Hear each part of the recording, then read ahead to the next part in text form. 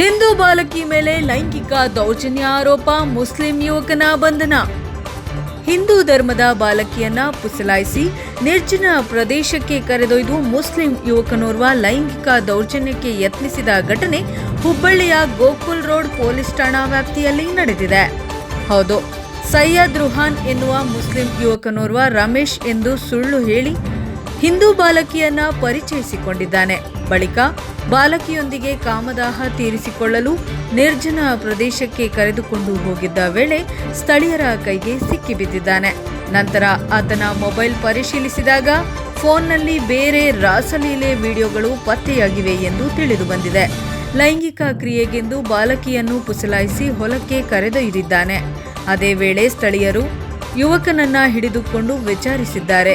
ಈ ಬಗ್ಗೆ ಬಾಲಕಿ ಕುಟುಂಬಸ್ಥರು ಗೋಕುಲ್ ರೋಡ್ ಪೊಲೀಸ್ ಠಾಣೆಗೆ ದೂರು ನೀಡಿದ್ದು, ಪೊಲೀಸರು ಸೈಯದ್ ರುಹಾನ್ನನ್ನ ಅರೆಸ್ಟ್ ಮಾಡಿದ್ದಾರೆ. Bureau news, NKS TV, Dharwad. ನಮ್ಮ ಹೆಸರು ಸೈಯದ್. ನಾನು ಹುಡುಗಿ ಒಂದು ಹೊಲಗಡೆ ತಗೊಂಡು ಹೋಗ್ಯಾರ್ರಿ. ಇವೊಂದು ಸಲ ತಪ್ಪೈತಿ. ನಾನು ಯಾವಾಗ ಹುಡುಗಿ ಯಾವಾಗ ನಾನು ಏನು ಮಾಡಂಗಿಲ್ಲ. ಸಾರಿ ರೀ, ನಮ್ಮ ತಪ್ಪೈತಿ ರೀ. ನೆಕ್ಸ್ಟ್ ಟೈಮ್ ಏನು ಮಾಡ. ಹುಡುಗಿ ಹೆಸರೇನು? ಹುಡುಗಿ ಹೆಸರು ರಾಣಿ ರೀ. ನಿನ್ನ ಹೆಸರೇನು? ನಮ್ಮ ಹೆಸರು ಸೈಯದ್.